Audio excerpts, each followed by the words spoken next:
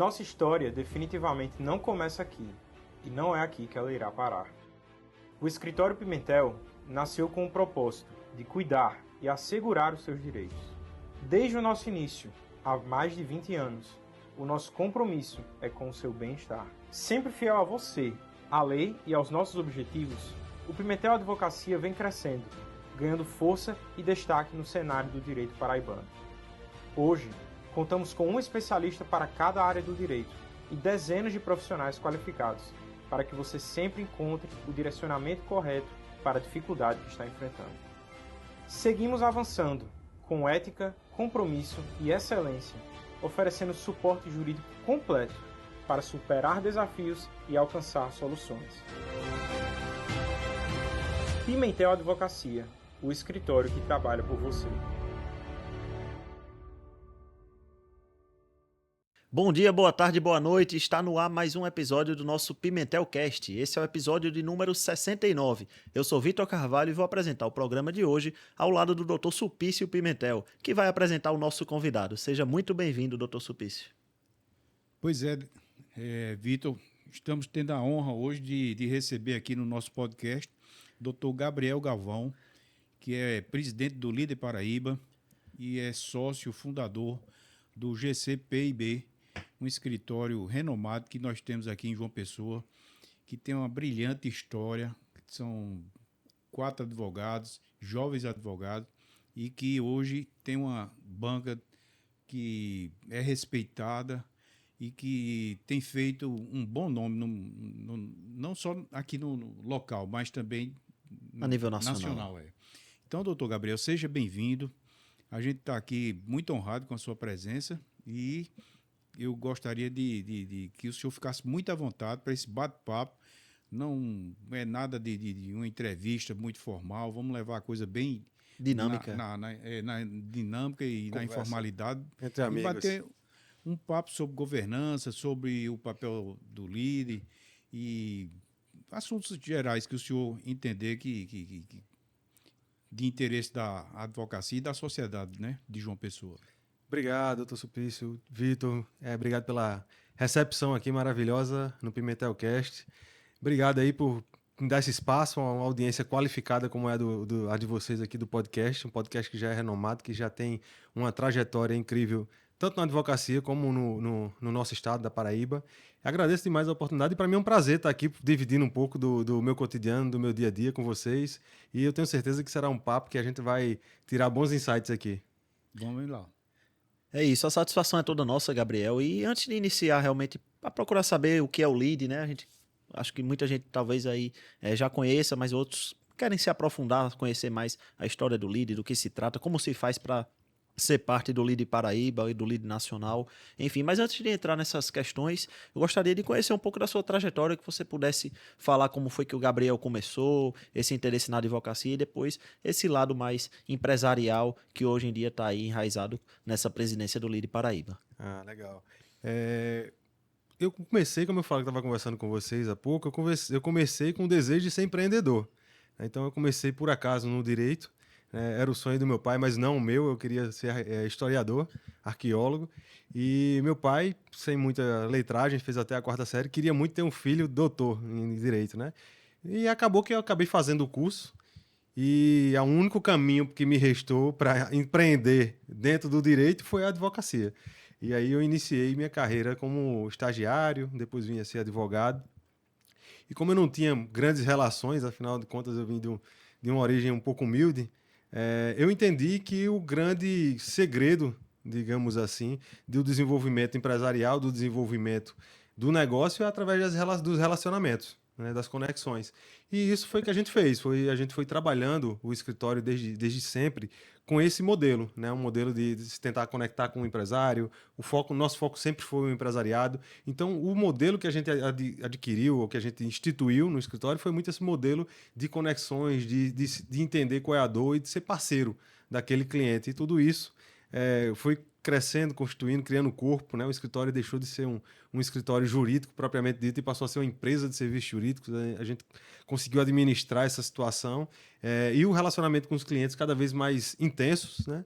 A gente acabava trazendo uma parte educacional muito forte e isso 6 anos, quando ainda não se falava muito em vendas, em marketing e tal, e a gente começou a trazer esses temas para o empresário, não só um tema jurídico, mas a gente unia o jurídico ao tema empresarial. E isso atraía e criava uma grande até satisfação entre os empresários que nos rodeavam ali. E a gente viu que isso podia ser Explorado. um diferencial, né, do escritório. E foi aí que surgiu o Lead, né? Contando um pouco, bem resumidamente, da história do Lead, foi isso que resumiu o Lead. A gente fez um evento no Altiplano para acho que cerca de 280, 300 empresários. Trouxemos um palestrante de fora e tal, tudo mais. E nessa ocasião eu tive a honra de ter um presidente do Lead do Nordeste, aqui do Rio Grande do Norte, lá no nosso evento, disse, cara, vocês fazem um trabalho aqui muito parecido com o que eu desenvolvo lá no Lead do Rio Grande do Norte. Estou indo a São Paulo semana que vem, vamos lá conversar com o Dória para ver se a gente faz sentido trazer o Lead para Paraíba, se faz sentido ter esse ecossistema, e a gente acabou indo para lá, entendendo que o Lead agregaria muito ao desenvolvimento do trabalho que a gente tem feito lá no escritório, né, como um braço educacional, como um braço de conexão, de network, e foi aí que veio o Lead para Paraíba. Né? Foi um movimento que no princípio me atraiu e me deixou muito encantado, não por ser um grupo de network, que eu acho que tem diversos grupos aqui na Paraíba que fazem um excelente trabalho sobre network, mas também porque ele trabalhava muito fortemente a parte de cidadania empresarial. E aí o que é a cidadania empresarial? É aquele diálogo entre os setores, o público e o privado, né? O setor produtivo e o setor público. E isso foi uma coisa que me deixou muito encantado com o movimento de forma geral. Como o empresário ele tinha que ter essa noção de macroeconômica do que estava acontecendo, dos passos que o Estado ou o governo iria trazer, né, para a economia, para a infraestrutura, e não existia algo que tivesse esse diálogo direto e franco, né, onde o empresário pudesse não só escutar quais são as ações do governo, mas sim opinar, por que não, nas ações do governo. Então, esse mote de cidadania empresarial me pegou de jeito assim. Eu imaginei que isso seria um grande acrescentaria muito no empresariado paraibano, porque a gente ainda não tem essa cultura, né? Então foi mais ou menos isso assim, basicamente, que a gente conseguiu trazer e imaginar a atuação do líder aqui na Paraíba. É muito interessante, né? A gente vê que já está na sua raiz, né? Nas suas origens, essa visão mais empresarial, essa necessidade de tratar um escritório de advocacia, por exemplo, como empresa, como tem que ser, né? Toda a questão de governança, né? Toda a questão de gestão.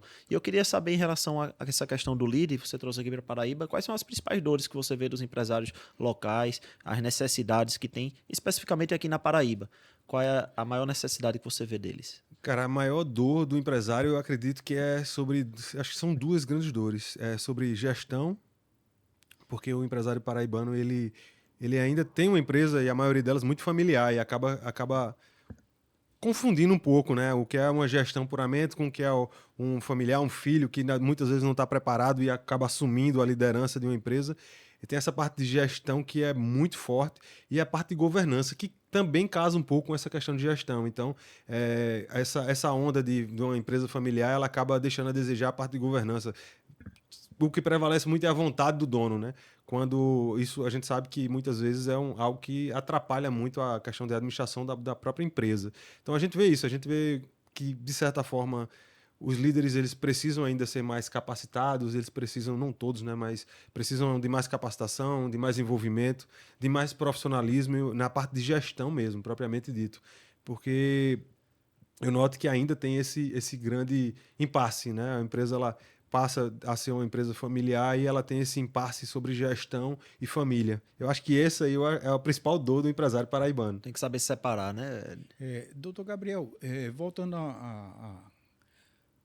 a história do lead. O senhor, então, teve lá com o Dória, né? Sim. E qual foi a receptividade do Dória com relação a instalar um lead aqui na Paraíba?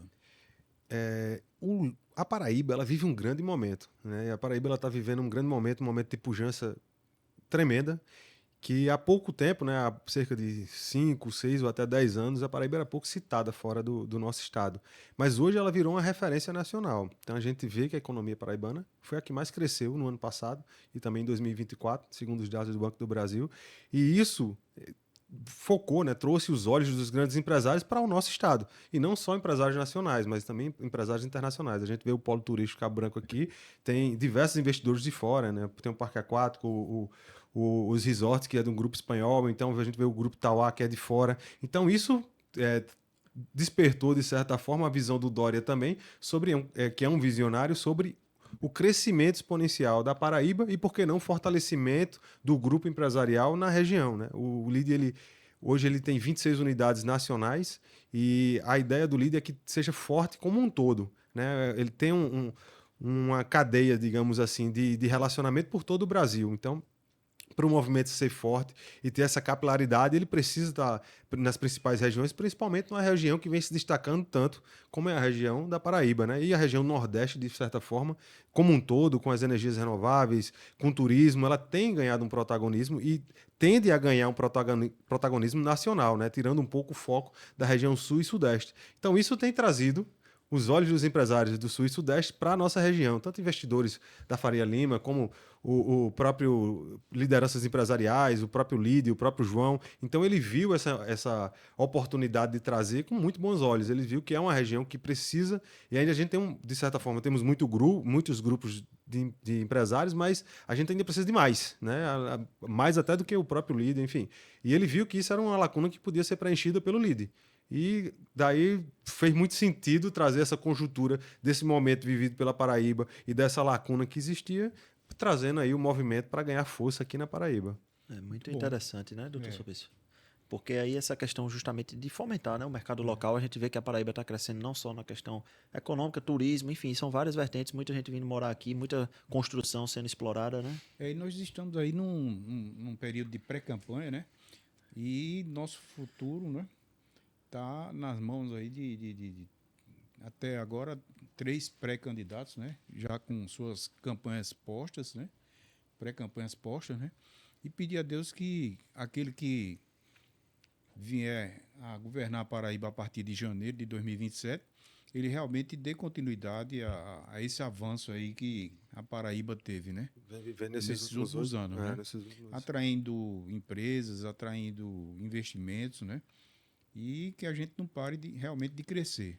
Isso. Independente de qualquer tipo de conotação política ou ideologia, a gente vê que um governo que tem essa visão de parceria público-privada, ele traz resultado para o Estado, né? Ele traz o desenvolvimento. A gente vê que era um projeto como o Polo Turístico Cabo Branco, que estava engavetado há 45 anos.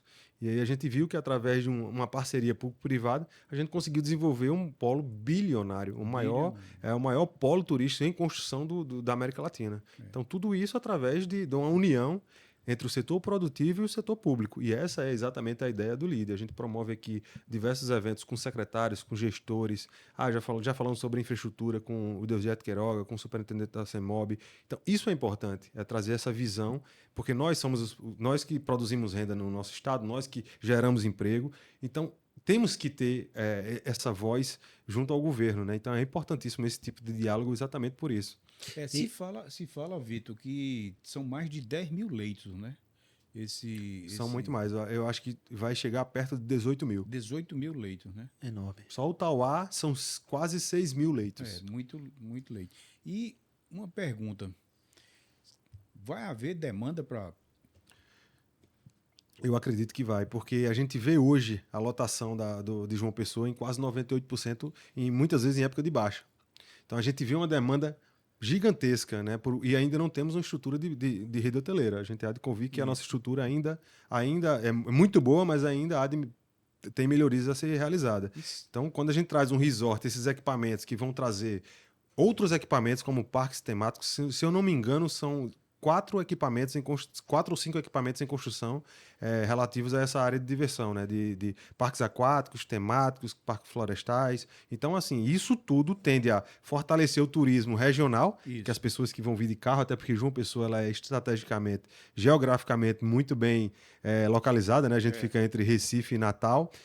Como também a gente vai trazer esse turismo, e o governo do estado hoje está trabalhando para isso, o turismo internacional, né, que a gente está fazendo alguns convênios, por exemplo, com Lisboa, para trazer voos direto, né, Lisboa, João Pessoa, para que a gente possa fomentar e tratar esse turismo internacional também. O Vila Galé vai no centro, né? Assumir aí um prédio, inclusive, tombado, que No centro histórico. funcionou salvo engano, o Pio XII, né? Houve a desapropriação e eles vão instalar um hotel, salvo engano, 5 estrelas lá, no centro da cidade, né? No centro histórico da cidade. Isso. Achei a iniciativa bacana porque, de certa forma, vai trazer vida ali para o centro E preservar histórico. a nossa história, né? Exatamente, preservar a nossa história. É. E Muito importante. É. E, inclusive, Omar Bradley, né, procurador federal, esteve aqui no Pimentelcast e Isso. comentou sobre essa importância de fomentar o mercado ali no centro histórico. Foi um episódio bem bacana e eles estão com essa necessidade, né, de fomentar não só a questão da rede hoteleira, mas como abriu lá também empresas, restaurantes, né? Tem o Louca Como Tu Madre, outros restaurantes lá naquela região do centro histórico. o turismo, né, que é conhecido também como a indústria sem chaminé, né? Isso. O turismo daqui de João Pessoa, o que eu quero dizer é o seguinte, o turismo de João Pessoa era um turismo flutuante.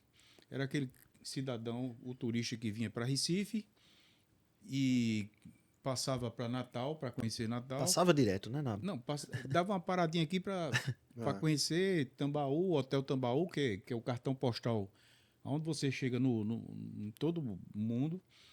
Se você vê uma foto de João Pessoa, você vai ver a referência de João Pessoa é o Hotel Tambaú, né? E que também vai ser, se Deus quiser, nos próximos meses, ou talvez mais um ano e alguns meses aí, isso, vai jurídico, né? vai reativar o hotel, que é uma coisa importante aqui para a nossa cidade, né? Com Nosso certeza. turismo ele ainda não é tão desenvolvido. A gente tem muito turismo regional, de fato, né? Ou alguém de passagem, ou alguém que é de Recife ou Natal. E existe um dado que, se eu não me engano, um turista ele deixa em média R$ 250 dia em João Pessoa. Isso é muito pouco para um turista, né? Então, assim, a gente tem, com a abertura desses equipamentos, a tendência de aumentar essa renda e aí vai gerar emprego, vai gerar demanda, vai gerar para todo mundo, né? Porque esses hotéis que vão estar recebendo esses hóspedes não vão consumir de serviços de empresas locais. Então, a tendência de fato é que a gente consiga aumentar essa margem, que a gente consiga ver o dinheiro circulando no nosso estado. Um estado que sempre teve muito a mentalidade de servidor público, de concursado, e hoje vem mudando um pouco essa mentalidade, trazendo essa mentalidade empreendedora, disruptiva, pensando diferente, trazendo empresas que realmente são competentes, porque a gente às vezes acha que o Sul, o Sudeste aqui tem coisa boa, ou profissionais competentes, mas na verdade o Nordeste ele é recheado de boas surpresas. Então tem sido muito interessante viver esse momento, essa revolução dentro da Paraíba. É isso aí. Atuando muito na questão do direito do trabalho, eu vejo como as empresas muito bem orientadas sofrem menos, né, com passivos e conseguem prosperar no mercado econômico. E você falou muito dessa importância aí da parceria público-privada. Eu queria saber como é o seu desafio pessoal de ser responsável por essa ponte, por essa ligação entre o poder público e os empresários locais. Cara, tem sido um desafio muito bom, até. Eu diria que é um desafio interessante, porque no princípio eu imaginei que haveria uma resistência muito forte, né, por conta do possível embate entre o setor público, né? Acho que a gente sempre ouviu dizer que era um contra o outro ali. Antagônicos, né? Mas, na verdade, muito pelo contrário, eu me surpreendi com os gestores, eu já fiz com o secretário da Fazenda, secretário da Infraestrutura, o próprio Rômulo Polari, que é responsável pelo projeto do Polo, né, do desenvolvimento desse projeto, e eu sempre vi esse governo, independente de ideologia de partido, mas um governo muito aberto a ouvir o empresário, a entender qual é a demanda do empresário e, assim, sempre me receberam muito bem e sempre receberam a ideia de dialogar com o empresariado de forma muito tranquila. E os eventos demonstram isso, assim, é um evento que flui, que todo mundo sai, inclusive o empresário sai com outra visão sobre o governo, sobre as ações, né? Porque às vezes a gente, quando só escuta falar de uma ação ou de determinada obra, a gente vê efetivamente, a gente não entende por que o mecanismo que está, a engenharia, o planejamento que está por trás daquela obra, né? E quando você tem esse diálogo franco e a pessoa entende, e o empresário também tem a oportunidade de opinar ou trazer alguma melhoria para isso, é sensacional. A gente tem esse trabalho muito forte, o LIDE tem esse trabalho muito forte, E a gente pretende trabalhar muito esse tema nesse ano, 2026, que é a cidadania empresarial. O LEAD Pernambuco, ele conseguiu trabalhar muito fortemente esse tema, inclusive com a aplicação da Lei de Liberdade Econômica, que a lei é de 2019, mas ela depende muito de regulamentação estadual, municipal, porque fala sobre licenças, né, sobre burocracia de processos administrativos, e a gente é uma das nossas bandeiras trabalhar muito essa Lei de Liberdade Econômica, porque isso favorece o empresário. Um empresário que quer abrir uma empresa e não precisa passar 2, 3, 4, 6 meses esperando uma licença ambiental sair, por exemplo. Né? Então, assim, o trato disso tudo é muito, muito interessante e tem sido um desafio bom. Né? A gente vê e trabalhar em prol do desenvolvimento do Estado. Isso aí é bem gratificante, de certa forma. Destravar as burocracias, né, doutor E Suplicy? uma coisa que assim, me deixou bastante impressionado e surpreso foi você ter dito que o LEAD, os grupos, né, que hoje estão no LEAD, representa mais de 52% do PIB do Brasil, né? Isso é um peso, é uma força extraordinária, né? A gente tem, o LEAD ele tem essa força, né? A gente tem 52% do PIB nacional filiado ao LEAD, temos mais de 4 mil filiados, as grandes empresas do Brasil são filiadas, tem 29 unidades internacionais, então vamos ter agora um evento em Nova York, em maio, dia 19 de maio, vai estar lá o Caiado, o Michel Temer, vai estar lá o Flávio.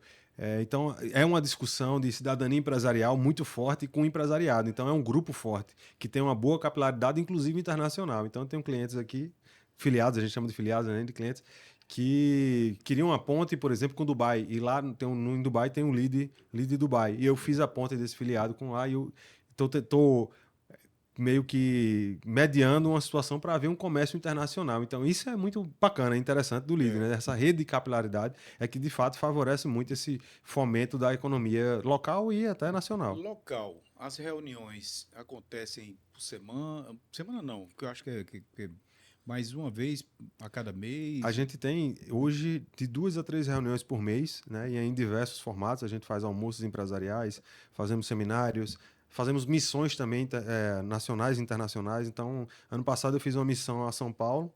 Fomos lá com 20 e poucos empresários paraibanos para conhecer um pouco da realidade de empresas do Sudeste, né? E fomos recebidos lá pelo Guilherme Benchimol, né? O bilionário lá da XP. Conversa franca, passamos umas 3 ou 4 horas conversando com o Benchimol, ele falando a realidade dele, tirando dúvida dos empresários. Enfim, a gente tem esse acesso bom também por conta do LEAD e os eventos acabam acontecendo nesses formatos. E aí 2 ou 3 eventos no mês, 1 ou 2 missões anuais a gente faz aqui. É uma agenda bem robusta e desafiadora. Doutor Gabriel, me diga uma coisa. O empresário que está nos ouvindo agora, empresário, comerciante, o empreendedor em geral, se ele disser, estou querendo fazer parte do LEAD, existe algum requisito, questão de faturamento a partir de... ou não?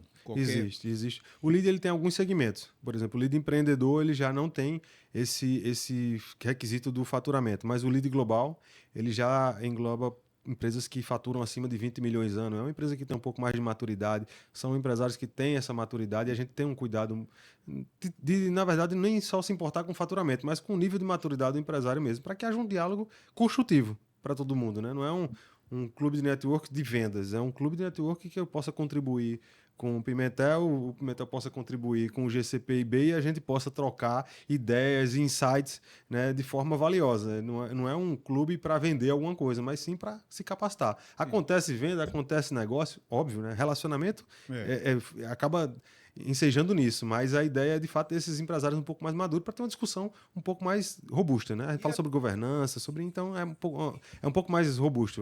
E se existe negócio entre membro do líder, é até saudável, né? Tem que existir, né? Tem que existir, faz parte de existir. O negócio ele vai desenvolver, a gente não faz... eu gosto de dizer que o relacionamento é interessante e acaba gerando negócio quando ele é genuíno.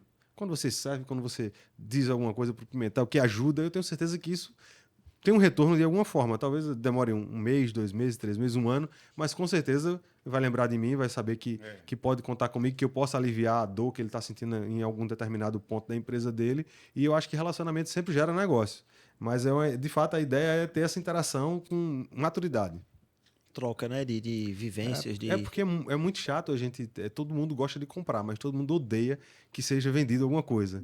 Então, assim, a ideia de ter esse grupo. Que tem grupos que são mais nesse sentido, né? Mas nem todo mundo gosta de ter essa venda mais ostensiva e tal. Gosta de criar um relacionamento genuíno, tomar um cafezinho e conhecer a empresa. E para mim isso é o maior ganho que se pode ter. Você conhecer a operação, entender, criar um relacionamento e naturalmente vai desaguar num negócio.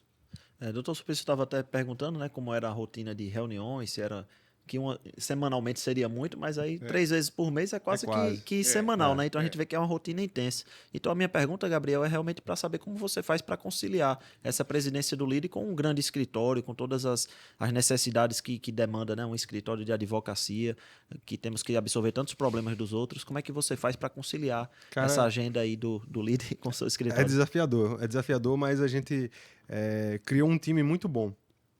Então, o grande segredo do escritório é os gestores que nós confiamos o escritório a eles, né? A gente tem uma demanda muito forte de gestão hoje, carteira um pouco grande, e a gente tem uma gestão muito forte, mas os gestores que estão abaixo da gente são pessoas de confiança e pessoas que realmente conseguem passar a cultura do escritório, e isso alivia um pouco a nossa atenção, né? O dia de reunião, é o dia de resolvendo bronca, pepino, vocês sabem que como é um escritório de advocacia, mas você tem uma equipe por trás que pode lhe dar um background, que pode trazer um alívio para a operação, assim, ajuda bastante, e é a partir deles, né, desse time, é que eu de fato consigo desenvolver as duas coisas ao mesmo tempo, mas é bem desafiador. Só que lá no escritório a gente fez uma divisão um pouco diferente. Alguns ficam, a gente pegou os sócios e cada um ficou numa missão, digamos assim, como prioridade. E aí o lead me cabe a missão do lead de tratar assim, o escritório, mas também é o lead. E aí nós elegemos lá no escritório um CEO, né, que esse é um sócio, o CEO, que ele também acaba tomando mais à frente, né, o fronte dessas batalhas mais internas ou das decisões administrativas, né? Então a gente acaba dividindo, cada um tem um fardo a ser carregado lá dentro do escritório.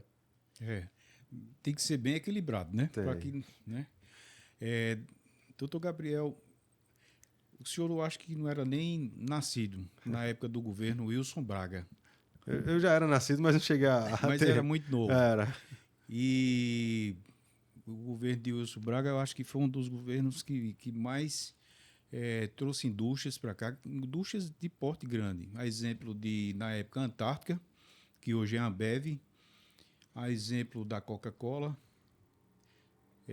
já tinha a Poliútil e depois ela cresceu ainda mais. Bem, teve várias indústrias que vieram no governo de Wilson Braga para cá, para Paraíba. E naquela época, meu irmão, Carlos Pimentel, ele presidiu a Cinep.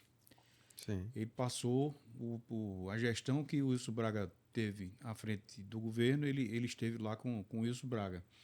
E o que foi que ele fez? Ele reunia os industriais ali do Distrito Industrial, só tinha o Distrito Industrial de João Pessoa, não tinha o de Mangabeira naquela época.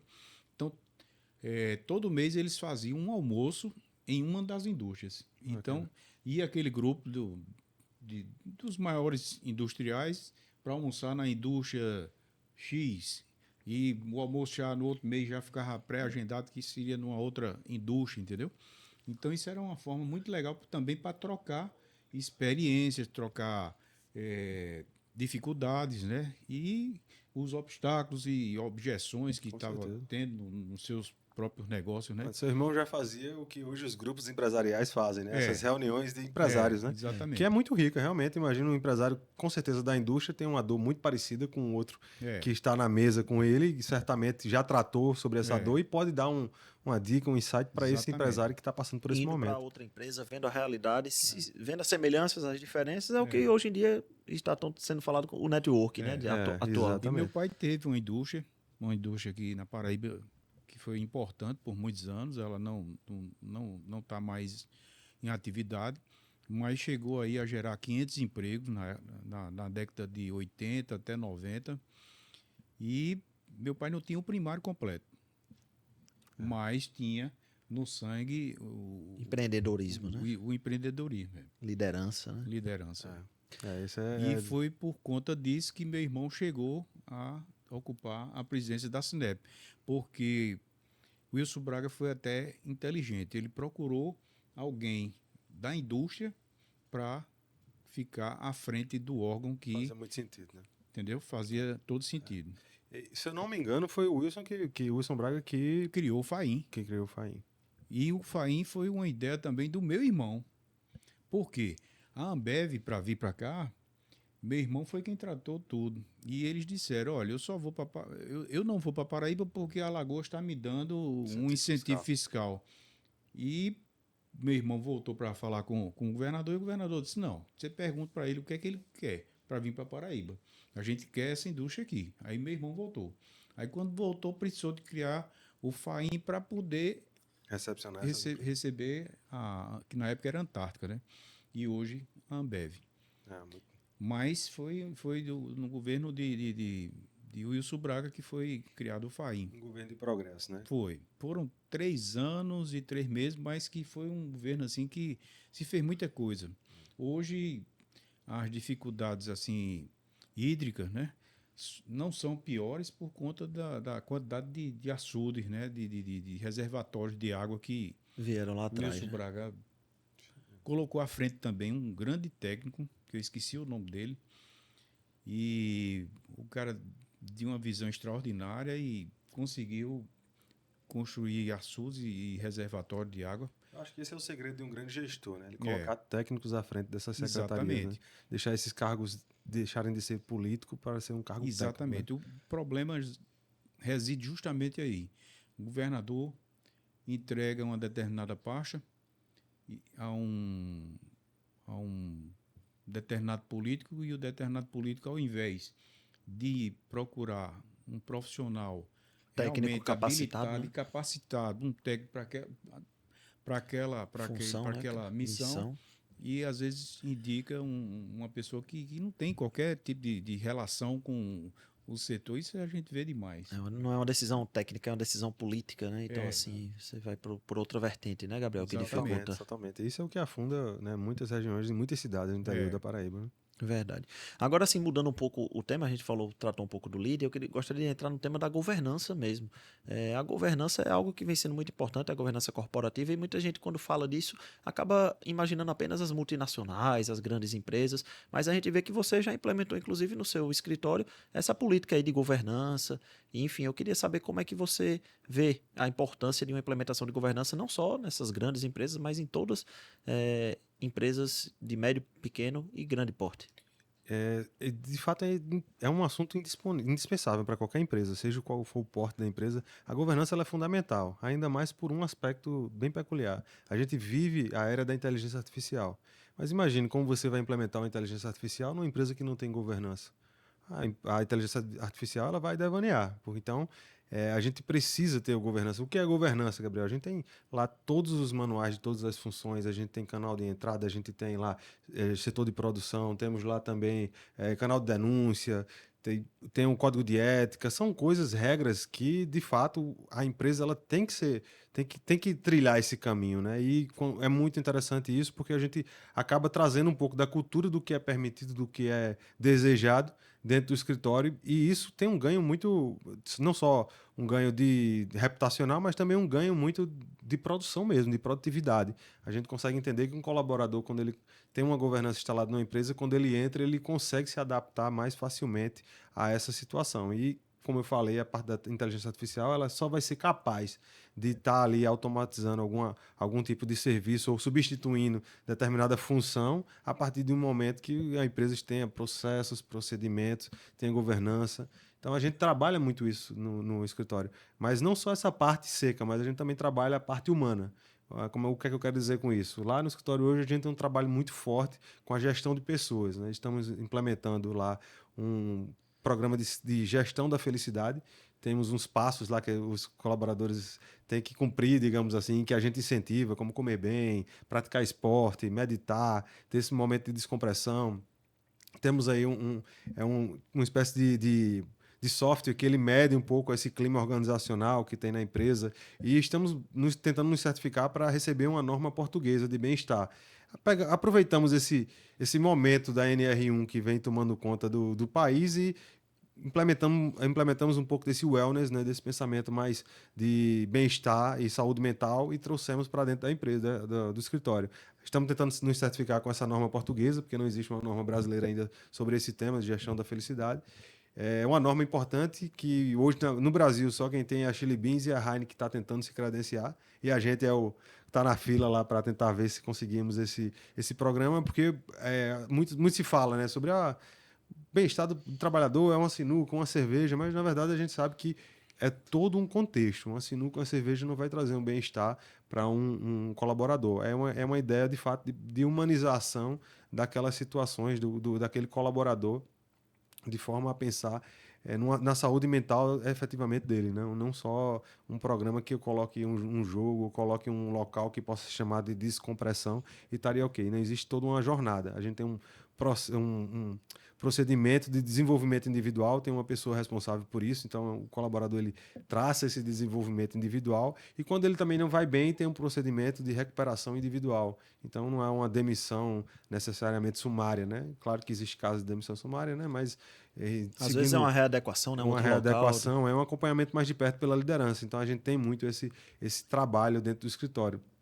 E isso tem nos ajudado, inclusive, a desenvolver outras ferramentas relacionadas a essa parte de governança, que eu acho que é extremamente importante para a empresa. Com certeza. Então, isso retém mais funcionários. Nosso turnover hoje é muito baixo, retém o funcionário, isso aumenta a produtividade do colaborador e ele acaba enxergando um ambiente de trabalho mais leve, mais propício para desenvolver a sua atividade sem grandes atropelos, né? Ô, doutor Gabriel, no escritório lá de vocês trabalham também com aquele modelo híbrido, onde o advogado pode comparecer ao escritório 2 vezes só na semana, cumprindo com os prazos dos processos que eles... Ou vocês mantêm o escritório com os advogados presentes? Isso é cultura de empresa, né? A nossa empresa ela tem a cultura da presença. Então, para se trabalhar esses programas, inclusive, se faz necessária a presença do colaborador dentro do escritório.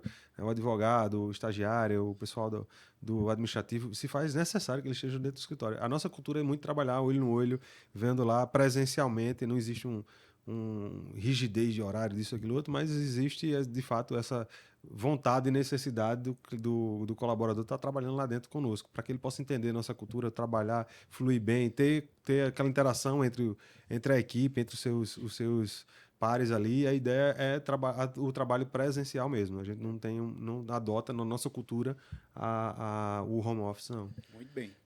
Na área trabalhista, eu vejo muitas empresas, muitas vezes até quebrando por falta de uma organização, realmente, de uma estrutura organizacional bem estruturada, a questão de uma ausência de um código de ética, um regimento interno, as políticas internas, enfim. Muitas vezes o empresário vê isso como um custo e acaba evitando de implementar e lá na frente acaba quebrando ou tendo outros problemas. Então, eu acho que isso é uma questão de sobrevivência, né? E como você faz para mostrar para o empresário que isso não é um custo, e sim essa questão é uma sobrevivência do próprio empresário no mercado. Né? É um investimento, com certeza. É difícil ter essa elevação de consciência do empresário, porque o empresário paraibano ele ainda é imaturo um pouco nessa parte da governança, né? Ele está aprendendo e está entendendo que isso é necessário. O amadorismo já ficou no passado. Então, aquilo que meu pai viveu, que o seu pai viveu, né? Como sem muito estudo, conseguiu desenvolver bem uma empresa, uma economia, já não é tão fácil hoje em dia isso acontecer isso. Então, o empresário ele começa a entender até o mercado, que vai olhando muito para essa parte, né? Então, hoje, algumas empresas que trabalham com grandes marcas ou empresas multinacionais que exigem que a empresa tenha lá um código de conduta, que tenha o direito de imagem dos seus colaboradores bem assegurado, a diversidade social. Então, assim, hoje é mais do que necessário para a sobrevivência de um empresário, ele está se adaptando a essa profissionalização do empreendedorismo, né? Então ele faz parte e ele começa a entender que isso é um movimento natural, que sem esse movimento ele provavelmente ele não vai conseguir ir muito longe, ou ele pode até ir longe, mas ele não vai conseguir crescer. Ele vai ficar ali naquele platô dele, né? E não vai conseguir crescer, escalar o negócio dele, fazer ter uma eficiência maior, porque de fato é um movimento que, inclusive, os escritórios de advocacia sofreram muito com isso, porque a gente tem uma visão, um modelo de negócio um pouco diferente, e nós estamos tendo que nos adaptar a tudo isso, né? A instituir ali um setor de sucesso do cliente, né, que a gente chama, o empresariado chama de Customer Success, o CS. A gente está começando a ver com outros olhos essa questão do relacionamento, de se inserir nesses grupos empresariais, porque a gente vê que se não nos inserirmos nesse contexto, provavelmente não haverá muito futuro, ou até mesmo a gente ficará ali Fica estagnado. ultrapassado, né? Fica ultrapassado. Entendi. E também, né, doutor Sulpicio, eu queria saber também, acho que o doutor já respondeu um pouco, essa questão da dificuldade de gerir pessoas, reter talentos, enfim, manter uma equipe motivada, tanto na questão do escritório como do líder, mas eu acredito que passa por essa política aí de governança que você vinha falando, essas questões de estar antenado, né, em todas as novas necessidades, essa questão da gestão da felicidade, passa por aí, Gabriel, manter uma equipe motivada e reter talentos? Passa também por isso aí, mas também passa pela liderança, porque motivação, se você pensar bem, ele quase nunca é um estado de espírito. A motivação, ela tem que ser, a gente passa muito isso, uma disciplina. Né? Aristóteles já dizia que o hábito, ele vira uma excelência naquilo que a gente faz através do hábito. Então, passa muito por isso. Então, a motivação é passando para eles o quanto a gente pode ser disciplinado, o quanto a gente pode desenvolver aquela atividade de forma ordinária, independente do nosso estado de humor. E isso tem trazido uma certa motivação e uma retenção. Porque, de fato, eles se sentem percebidos, né? Os colaboradores, os advogados, todo mundo que trabalha lá conosco, e vê que, de fato, há uma importância real do escritório para com o colaborador. E a ideia é exatamente essa, é trazer essa humanização para que haja retenção. Porque a gente tem que descobrir qual é o nosso propósito, né? E muitas vezes pode ser até que não seja dentro do meu escritório, mas o caminho que a gente tenta trilhar para esses colaboradores é que eles descubram o propósito dele. Porque não adianta eu estar ali fazendo uma palestra motivacional, porque eu sei que daqui a 2, 3 dias essa motivação vai se acabar e eu vou começar com outra, e enfim. Esse papo de coaching motivacional, que está muito em alta hoje, ele não tem uma efetividade real, né? A efetividade real da motivação é eu acordo todos os dias, eu não acordo motivado, alegre, mas eu sei que eu tenho que desenvolver o meu trabalho, eu sei que eu tenho que ir treinar, eu sei que eu tenho que tentar regular minhas emoções e desenvolver o meu trabalho. Eu acho que essa é a nossa principal motivação. A constância, né? Exato. Vocês aqui em João Pessoa têm 2 unidades, né? Temos 2 unidades. E o foco de vocês é o empresário, né? E também a pessoa física, né? Que tem um problema. Sim. As áreas que vocês atendem para pessoas físicas, geral, previdenciário, direito de família? É geral. A gente tem alguns especialistas, né? Trabalhista, previdenciário, civil. A gente tem essa demanda que é de pessoa física. Atendemos isso em outra unidade para não haver essa confusão.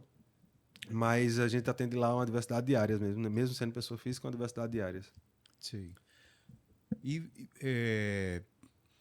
vocês têm planos de expandir para outros estados ou até outras cidades aqui do próprio estado? Gabriel? Temos sim, mas assim, a ideia com o único benefício, talvez, né, que se pode chamar assim, de benefício, que a pandemia trouxe, ela foi essa virtualização do relacionamento, do atendimento também, né? Eu mesmo era um cara que tinha um preconceito enorme de fazer uma videochamada, uma videoconferência, uma reunião online, e a gente viu que isso é possível, isso é real. Então isso meio que segurou um pouco esse crescimento de outras unidades. A gente tem um desejo muito forte de ir para São Paulo, né, que a gente sabe que é a capital financeira do Brasil, digamos assim, e temos uma atuação interessante lá, que já justificaria inclusive uma unidade, mas por enquanto a unidade local ela consegue dar um suporte muito forte e tranquilo, né, a São Paulo. Aí, isso exige dos sócios ter uma certa frequência de agenda lá em São Paulo, mas assim, por enquanto, entre o custo e o benefício, a gente está entendendo que vale a pena ainda manter a unidade aqui com essa capilarização aí do que o mundo virtual nos proporciona, tá tudo sendo muito bem desenvolvido de forma por João Pessoa, né? E aí é uma coisa que para mim é sensacional, porque eu não preciso sair dessa cidade tão maravilhosa para ir morar numa cidade como aquela, como São Paulo, né? Que para fazer negócio é muito bom, mas para morar, particularmente, eu não sou tão fã. A qualidade de vida, né? É diferente. E eu gostaria agora de entrar um pouco na temática realmente do networking, doutor Sulpício. Da relação humana propriamente dito, né? No mundo tão superficial, às vezes, a gente construir relações genuínas, às vezes, é um pouco difícil. Eu queria saber do doutor Gabriel, como presidente do LIDE, que está sempre aí transitando não só no nosso estado, mas em todo o nosso país, como é que você faz para criar essas conexões genuínas, conexões reais dentro do mundo dos negócios? Cara, eu acho que o primeiro passo é bem clichê. É você ser interessante e não interesseiro. Quando você chega para vender alguma coisa, ou interessado, né, em fazer negócio, eu acho que a pessoa parece que sente o cheiro e ela se afasta logo de você. A ideia que eu sempre tenho é de conhecer genuinamente aquela pessoa, a história, conhecer a empresa. Muitas vezes a gente, vamos tomar um café, conhecer a empresa, não chego oferecendo absolutamente nada, nem nada desse tipo, mas cria um relacionamento genuíno. E aí tento identificar, aí é uma estratégia que eu uso, alguma dor que ele possa ter, e normalmente é algo que eu não apresento alguma solução no primeiro encontro, mas eu tento me conectar de forma genuína, oferecendo, tentando trazer uma solução, dar uma dica, tirar um insight. Qual é a tua atuação? Não, eu estou logística, mas eu estou indo aqui, ali e tal, estou tentando desenvolver tal produto, e aí a gente tenta ajudar. De alguma forma, como a gente tem muito contato com o empresário, algumas coisas a gente já meio que sabe como funciona. Então, o network ele tem que ser feito dessa forma. Agora, para que ele funcione, o network ele é muito engraçado, porque ele exige de nós também constância. Né? Aquilo que eu falei sobre disciplina, sobre constância, ele exige de nós constância. Então, se você não tiver disposto ou tiver constante na realização desse network, provavelmente você não vai conseguir desenvolver. Porque se você não tiver uma agenda, se você não tiver uma recorrência, se eu encontrar com você hoje aqui, Vitor, e só for encontrar com você daqui a 2 meses, eu nunca vou criar uma conexão com o Vitor. Então, a constância ela faz parte desse trabalho de network. Né? E eu digo que hoje 70% da minha agenda é dedicada a networking, né? E às vezes a gente pensa que network é só preciso conhecer novas pessoas. Mas muitas vezes o network pode ser feito dentro de casa. Eu tenho uma carteira de clientes, por que eu não me relacionar com aquele cliente? Manter as boas relações com os clientes que você já tem na casa, porque né? você pode fazer uma venda interna, um upsell, um cross-sell. Ele pode chamar um amigo ou indicar alguém, pô, ficou tão satisfeito, o teu relacionamento tá tão legal aqui que eu vou te indicar meu amigo. Então, o network é isso. Às vezes a gente pensa em algo extraordinário, quando na verdade existem soluções e formas de se criar um network de forma ordinária, né? Então, o importante é ter um hábito. Então, eu tenho uma constância de network, porque network não é um evento. Network é, de fato, uma habilidade, uma ciência que existe métodos para que seja desenvolvido. Quais são os erros que você vê os empresários mais cometerem nessa tentativa de fazer network? Eu acho que você já passou aí uma dica, né? Que foi a questão de não procurar vender logo de cara alguma coisa, não procurar ser interesseiro, né? Mas ser interessante. Eu achei essa frase bem impactante. É por aí, Gabriel? Eu acho que esse é o principal erro, né? Principal erro. E normalmente alguém que está começando uma empresa, ele não consegue muitas vezes entender um processo, né? O Suplício sabe disso, que a gente não cria uma empresa do dia para a noite, né? São vários anos de caminhada, enfim. E nessa ânsia de querer ter sucesso muito rapidamente, a gente acaba criando esses gatilhos, né? Cheguei e vi aqui, esse cara é o meu ICP, é o meu cliente ideal. Eu tenho isso aqui, você não vai conseguir. Eu acho que esse é o principal erro esse, juntamente com o do ativar esses momentos de forma esporádica. Então, de fato, ou você tem constância, ou você é genuíno. Uma dica também sensacional é bom humor. Então, se você não tem bom humor, se você não leva a vida, você não vai conseguir se relacionar. Verdade.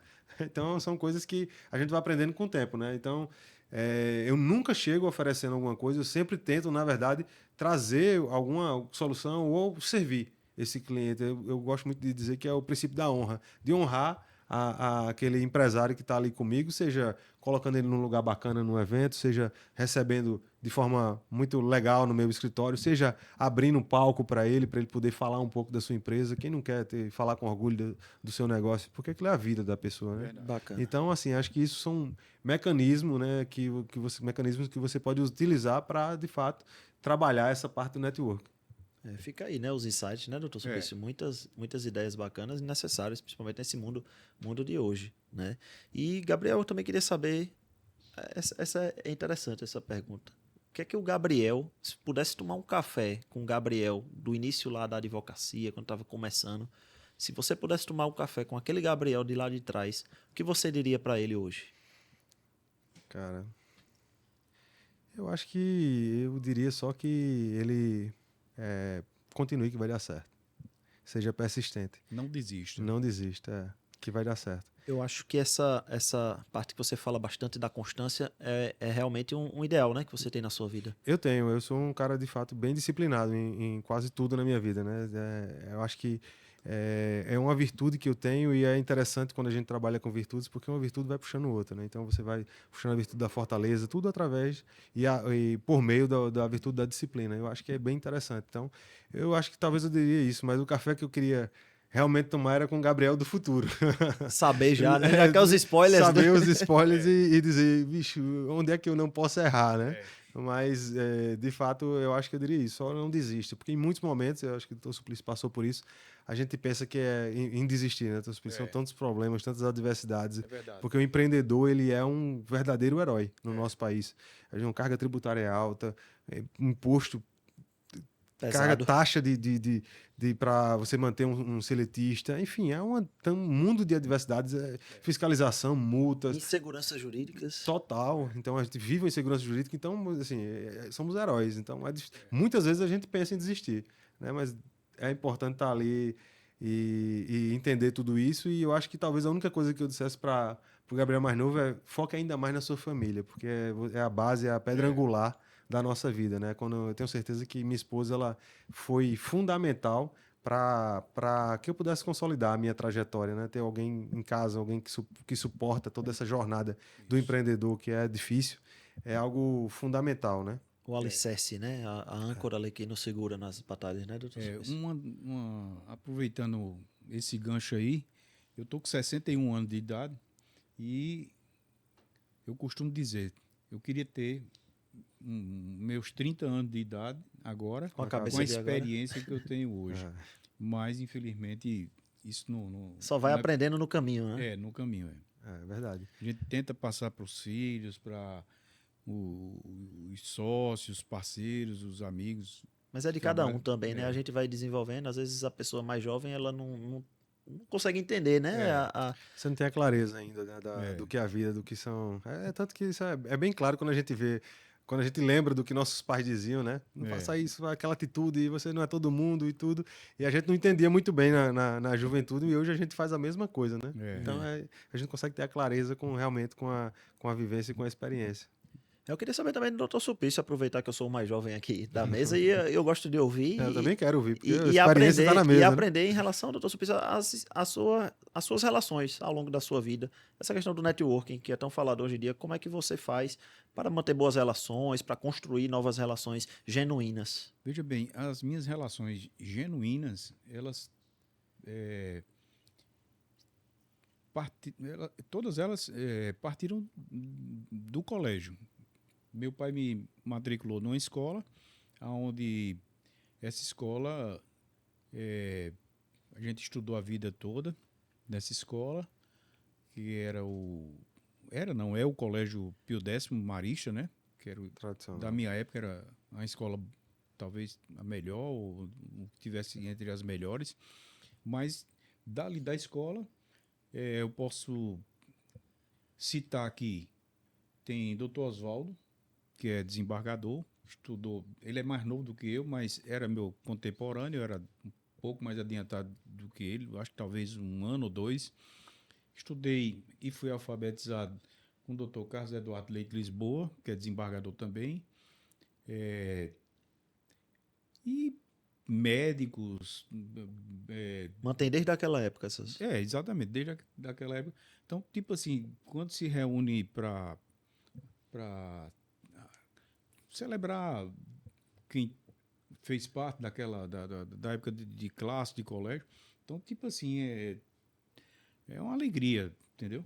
E ali você tem pessoas que super bem sucedidas, empresários, industriais, pessoas que não tiveram, assim, não conseguiram chegar a uma distância tão grande, mas tá no mercado, tá Na luta, né? No na dia a luta. dia. Então, tipo assim, eu aproveitei minha época de colégio, fui um bom amigo, um bom colega. Eu nunca fui de criar problema com um colega, de Mantém natureza relações nenhuma. duradouras, né? Então, eu, graças a Deus, quando eu chego em algum canto que eu encontro um amigo, eu sou muito bem recebido, graças a Deus, por conta disso, porque por onde eu passei, eu sempre Boas relações, né? eu nunca deixei assim qualquer tipo de arranhão, qualquer tipo, sempre fui um cara de bom humor, como você mesmo citou, que é importante, e solidário, sempre fui uma pessoa assim que tive bons comportamentos com os amigos. Tinha aqueles amigos que eram mais próximos, outros que não são tão próximos, mas, tipo assim, a gente. Para você ter ideia, o Colégio Pio X. Não tinha atritos, né? Aí pelo menos já Exatamente, o ajuda. Colégio Pio X ele tinha também um sistema, que eu acho que ainda tem, sistema de bolsa. E um colega que eu gostava muito, ele era filho de uma lavadeira. A mãe dele era lavadeira. Era uma pessoa humilde e que, assim, determinados colegas às vezes tinha assim um certo preconceito, eu já não tinha, entendeu? Então, às vezes ele não tinha o dinheiro para lanchar, mas a gente ia lanchar junto. Não, vamos lá, tal, pegar um pastel, vou pegar um para mim, a gente pega um para você. E Isso é uma relação genuína, né? aí depois de muitos anos, para você ter ideia, fui com minha esposa jantar e quando me desespera, ele estava trabalhando de garçom. Eu acho que ele, inclusive, não está mais aqui em João Pessoa. Foi ele que me atendeu. E eu fiquei muito alegre porque reencontrei meu amigo e pudemos relembrar muita coisa da Bacana. época da escola. Então, tipo assim, eu construí amizades que eu posso considerar que são amizades que até hoje perduram, né? Tanto com pessoas que chegaram ao ponto de ser hoje desembargador, como também aquele que foi filho de uma lavadeira e que hoje talvez seja mestre, mas na época a última vez que eu vi, ele estava trabalhando como garçom, entendeu? Sim, entendi. E agora, Gabriel, bate-bola, jogo rápido. Vamos embora. Dicas, Vamos tentar. respostas curtas. Aquelas respostas que vão para os cortes, né, doutor Sulpice? Eu gostaria de saber, doutor Gabriel, um livro de gestão ou liderança que todo empresário deve ler. Princípios, de Rei Dalio. O que tira o sono do Gabriel hoje? Cara, eu acho que algum problema de gestão tira meu sono. Mas o empresário que não sabe dormir no caos, ele não presta para ser empresário. E um hábito diário simples, mas que mudou a sua vida? Atividade física. Olha aí. E muito importante, né, doutor Sulpice? Atividade física. Atividade Gabriel sempre acorda cedo, né? Eu vejo nas postagens pelo Instagram também. O doutor Sulpice também ia, né? Não sei se está indo, às vezes. Não, eu acordo diariamente, já Tá fazendo atividade, né? Já faz Isso mudou minha vida, porque eu sempre fui uma pessoa muito organizada, meio disciplinada, a palavra é essa. Mas eu acho que a atividade física ela me trouxe uma disciplina ainda maior e um domínio um pouco sobre algumas vontades. Por exemplo, de comer, né? A gente tem a vontade de comer muito desordenadamente, porque é um prazer enorme da vida do ser humano é comer. Ou de dormir um pouco mais. Ou de dormir um pouco mais. E aí a gente começa a matar essas vontades e a mortificação ela traz essa fortaleza que é interessante para a construção do ser humano. E eu acho que a partir até da disciplina mais forte, através da atividade física, que desencadeou na atividade alimentar, que desencadeou na atividade profissional, ela trouxe, de fato, foi por isso que eu falei que foi, de fato, o ato que mais modificou minha vida foi a atividade física. Porque tudo muda, né? Ela influencia em tudo. Eu também sou um grande adepto da atividade física. Doutor Reinaldo Mozalas também, que no episódio recente falou muito sobre isso também, né? Do ciclismo, do jiu-jitsu na vida dele. Então, assim, é cada vez mais necessária. Eu não digo nem, né? Importante. Eu criei um hábito já faz mais de anos. Acordo às 5 horas da manhã, 5h30 eu já estou na academia do prédio mesmo. Porque Otimiza, né? Praticidade. Para minha idade não interessa muito determinados equipamentos que interessam para o shape, doutor Sulpice, o shape, botar o shape. Para estar nessa forma do Vitor, né? Vocês, Então, tipo assim, eu corro 30 minutos, na esteira. Depois disso, eu passo um tempo descansando e faço a musculação. Há quem diga que eu faço errado, que eu devo fazer primeiro a musculação para depois correr. Mas eu prefiro Depende aí, correr, né? dar uma descansada. Se você for pegar, tem estudo para tudo. É melhor fazer atividade física, cardio antes, depois, você vai pegar estudo para tudo. Tomar creatina tem que ser qualquer hora do dia, pode de manhã, ou antes do treino, depois do treino, não sei o quê. Cada um diz uma coisa. Exatamente. Adotei também a creatina diariamente e É uma qualidade de vida, sem sombra de dúvida, muda muito a qualidade de vida. estou procurando também me alimentar melhor. Eu estava no São João do ano passado, em junho de 2025, eu estava com 75 quilos, consegui de forma saudável reduzir esse peso para 68, hoje estou com 68 quilos, cheguei até a menos, aí chegou dezembro, aí deu uma subidinha, mas aí Faz parte. procurei diminuir.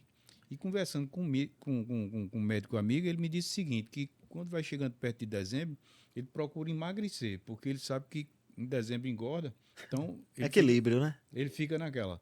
Quando ele vai viajar com a família, ele procura emagrecer. Dá um gás um pouco antes, né? Aí emagrece para poder viajar e ficar mais à vontade. Sem lenha para queimar. Não ter peso na exatamente. consciência, né? Mas, doutor Gabriel, gosta de bike ou é academia mesmo? Rapaz, eu gosto de jogar um tênis. Tênis?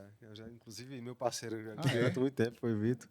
E gosto de academia. Né? Na verdade, eu não gosto de academia, não. A gente Necessário, tem que ir, né? É necessário. É rotina. Realmente quem gosta, né? Ninguém gosta de academia. Quer dizer, pode ser até que alguém goste, né? Mas eu efetivamente faço por obrigação, digamos assim. Eu tenho feito por obrigação, por questão de saúde, porque eu passei a ficar até, assim, encabulado. Todo médico que eu ia, ele fazia aquela série de entrevistas, supis, tal. Pai, tá com colesterol alto, triglicerídeo alto, tá com isso, tá... Tem feito atividade física? Eu digo, não faz não faço não. Aí, rapaz, tem que ter cuidado. Aí ia para outro médico, mesma coisa.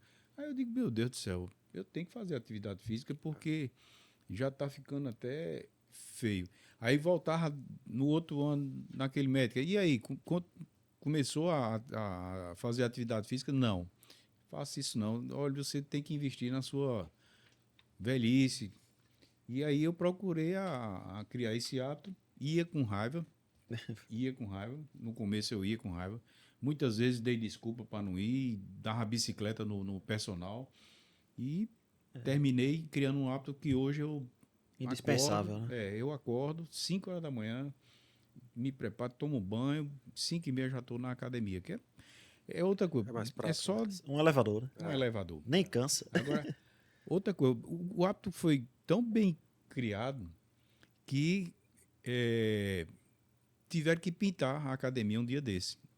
E o síndico não avisou assim com antecedência. Disse, olha, vamos passar 4 dias com a academia Fechada. interditada. Eu fiquei doido. Eu digo, meu Deus, e como é que eu vou treinar? Aí tive que ir na Corpo fazer um plano para uma semana. Aí fiz um plano, mas não parei de treinar, não. Tá vendo? E tenho certeza que fez um bem danado à sua saúde, à sua vida, claro, de forma geral, a qualidade de vida sobe. Com né? certeza. É uma construção, Melhorou meu sono. Reflete em tudo. Meu dia a dia. Você se alimenta melhor porque você treinou, você não quer jogar aquilo no lixo, enfim. Faço meus exames, as taxas, tudo normal. Graças tudo a direitinho. Deus.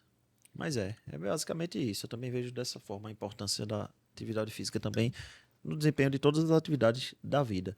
Nós vamos chegando já na reta final do nosso episódio, doutor Supício. Muita conversa bacana, legal. Mas antes, Gabriel, antes de encerrar, a gente tem aqui a Câmara da Verdade. Essa é a Câmara da Verdade, mas não é nada demais não se assuste, né, doutor Supício? É apenas um recado livre para você que você tem a dar ao empresário ou ao advogado. Você fica à vontade, você escolhe o tema, o que vai querer falar, mas aí você direciona uma mensagem final a quem você deseja, olhando na Câmara da Verdade.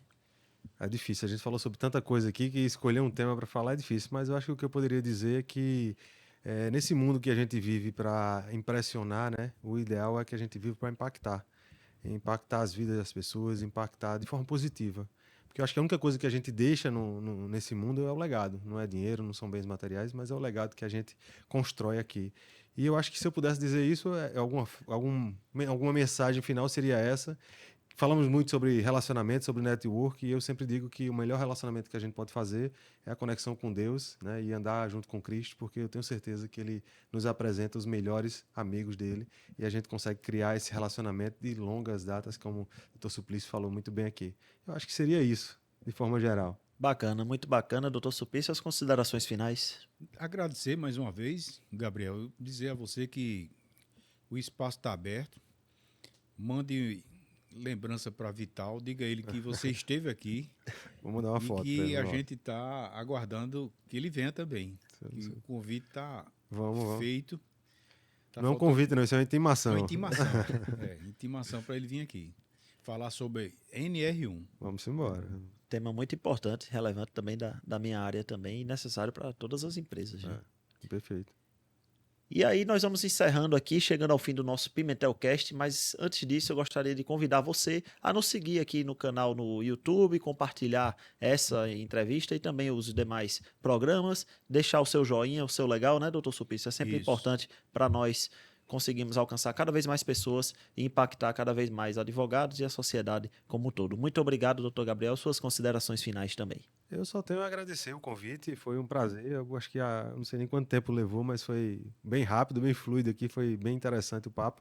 A gente discutiu sobre tudo, talvez até muito pouco sobre direito, né? Mas é interessante essa conversa sobre o empresário, sobre a nossa visão empresarial, e é que ela faz toda a diferença no nosso estado, que precisa muito ter essa visão para desenvolver mais, para gerar mais emprego, para gerar mais renda. E essa é a nossa função aqui nesse bate-papo.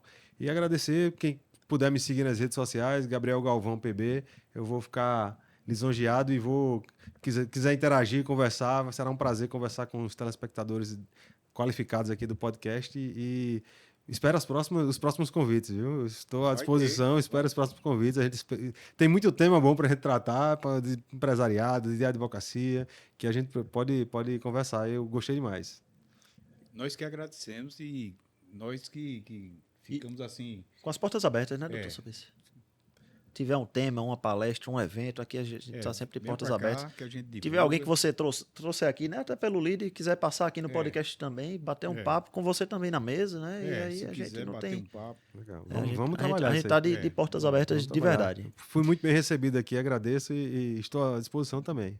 A gente que agradece, Gabriel, agradeço também, doutor Suplício, pela participação no episódio de hoje. E é isso, vamos ficando por aqui em mais um episódio do nosso Pimentelcast. Até a próxima.